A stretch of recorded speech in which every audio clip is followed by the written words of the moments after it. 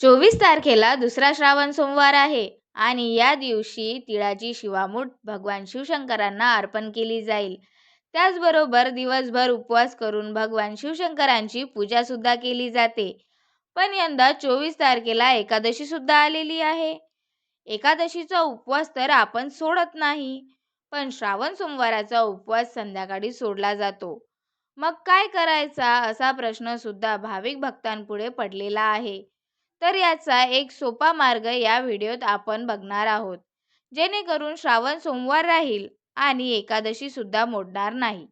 पण त्याआधी दुसरी शिवामूठ जी तिळाची आहे, तर ती तिळाचीच का असा प्रश्न अनेकांच्या मनात येत असेल.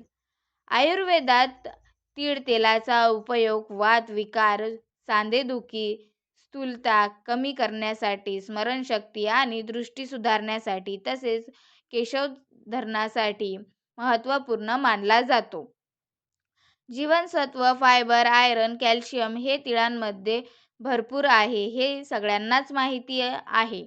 पण त्याचबरोबर तीळ जेव्हा भगवान शिवशंकरांच्या पिंडीवर अर्पण केले जातात तेव्हा प्रपंचातील अडचणी दूर होतात. त्याचबरोबर मनशांतीचा लाभ होतो. काही ग्रह पीडा असेल तर ती सुद्धा दूर होते. म्हणून दुसऱ्या श्रावण सोमवारी मनोभावे महादेवाची पूजा करून तिळाची शिवामूठ भगवान शिवशंकरांवर अर्पण केली जाते. आता ही शिवामूठ अर्पण करण्याची जी पूजा आहे ती तुम्ही घरी सुद्धा करू शकता. शिवमंदिरात जाऊन सुद्धा करू शकता. ही पूजा करत असताना सगळ्यात आधी शिवपिंडीवर दूध पाण्याचा अभिषेक करायचा. त्यानंतर शिवाच्या पिंडीवर बेलपत्र, धोत्र्याची फुले प्रत्येकी 21-21 या संख्येत वाहावी. आता अर्थात एवढी फुले नाही मिळाली तरी काही हरकत नाही. जेवढी मिळाली तेवढी वाहावी.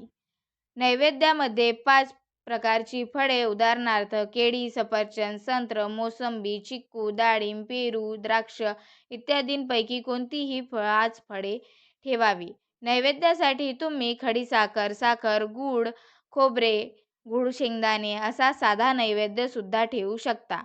पण त्याचबरोबर पंचामृत सुद्धा असावे. आता शिवमुठीची ही पूजा कशी करायची याचा एक व्हिडिओ आमच्या चॅनलवर आहे. त्यामध्ये संपूर्ण पूजा दाखवलेली आहे. त्या व्हिडिओमध्ये फक्त तांदूळाची शिवामूठ वाहिलेली आहे. त्या जागी तुम्हाला तिळाची शिवामूठ वाहायची आहे. तो व्हिडिओ नक्की बघा. आता श्रावण सोमवारचा जो उपवास आहे तो कांदा लसूण विरहित भोजन करून सोडायचा असतो.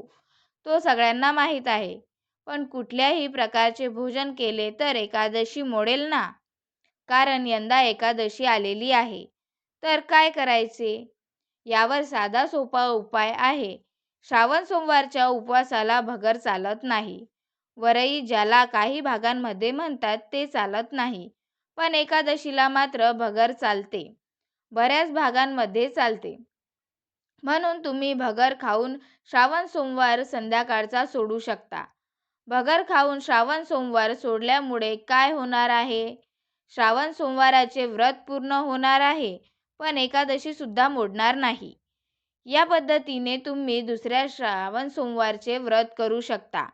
जेणेकरून एकादशी ही करताना आणि श्रावण सोमवार ही करतात, त्या दोन्ही व्रताचे पालन केले जाईल.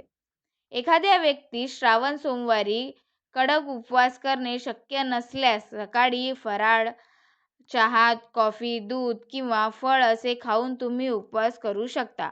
कडक उपवास टाळावा. तब्येतीला बघून उपवास करावा. आता यामध्ये सुद्धा शंकरांची 108 नावे घेऊन शिवलिंगावर तुम्ही दूध, दही, तूप, मध, साखर असे पंचामृत मिश्रण अभिषेक करू शकता. आता ज्यांच्या ज्यांच्या आयुष्यामध्ये अनेक वेगवेगळ्या प्रकारच्या अडचणी आहेत, ते वेगवेगळ्या पदार्थांनी शिवलिंगावर अभिषेक करू शकतात. म्हणजे उसाच्या रसाने शिवलिंगावर अभिषेक केल्याने आरोग्याच्या समस्या दूर होतात. अत्तराच्या पाण्याने शिवलिंगावर अभिषेक केला. खास करून केवड्याचे किंवा चंदनाचे अत्तर पाण्यामध्ये टाकून त्याने जर शिवलिंगावर अभिषेक केला तर आयुष्यातील वेगवेगळ्या समस्या दूर होतात. चंदन मिश्रित पाण्याचा शिवलिंगावर अभिषेक केला याने काय होते? तर चंदन मिश्रित पाण्याने शिवलिंगावर अभिषेक केल्याने एखादे संकट किंवा गंडांतर टाळण्यासाठी मदत होते. पंचामृताच्या अभिषेकाचे तर खूप महत्त्व आहे. पंचामृतामध्ये दूध, दही, तूप, साखर हे सगळे घटक येतात आणि या सगळ्या घटकांनी शिवलिंगावर जेव्हा अभिषेक केला जातो, तेव्हा भगवान शिवशंकर प्रसन्न होतात आणि साधकाचे कल्याण होते. आता तुमच्या मनात एखादी इच्छा असेल आणि ती इच्छापूर्ती व्हावी असे तुम्हाला वाटत असेल, तर साखर मिश्रित पाण्याचा अभिषेक शिवलिंगावर करावा. कापूर मिश्रित पाण्याचा अभिषेक सुद्धा केला जातो, हे माहीत आहे तुम्हाला? आर्थिक अडचण असेल किंवा पैशांची अडचण असेल किंवा संततीचा काही प्रश्न असेल, तर भीमसेनी कापूर मिश्रित पाण्याचा अभिषेक शिवलिंगावर केला जातो. यापैकी तुम्हाला जशी समस्या आहे त्यापैकी पदार्थ निवडून तुम्ही या दुसऱ्या श्रावण सोमवारी शिवलिंगावर अभिषेक करू शकता. हे अभिषेक करताना शिव सहस्त्र नामावली किंवा शिवाचा कोणताही जागृत मंत्र एका विशिष्ट संख्येत म्हणायचा असतो. उदाहरणार्थ 108 किंवा 1008 जसे तुम्हाला शक्य असेल तसं.